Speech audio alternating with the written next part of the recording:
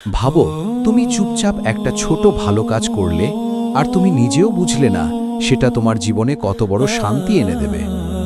কখনো তুমি কারোর জন্য সামান্য সাহায্য করো আর সেই মুহূর্তে আল্লাহ তোমার জন্য এমন কিছু লিখে রাখেন যা তুমি এখনো বুঝতেই পারো না। যে দয়ার কাজ তুমি ছোট ভেবেছিলে, একটা হাসি, একটা ক্ষমা, সেদিন সেই কাজটি তোমার জন্য সবচেয়ে বড় উপকার হয়ে দাঁড়াবে।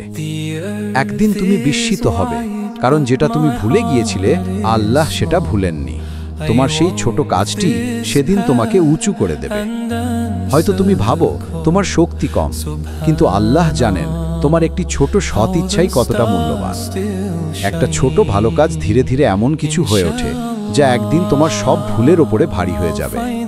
লুকিয়ে করা ভালো কাজগুলো তুমি কখনো কাউকে দেখাওনি, কিন্তু আল্লাহ দেখেছেন, আর সেগুলোই একদিন তোমাকে রক্ষা করবে। শেষে তুমি বুঝবে যেটা তুমি ছোট ভেবেছিলে সেটাই ছিল তোমার জীবনের সবচেয়ে বড় অর্জন।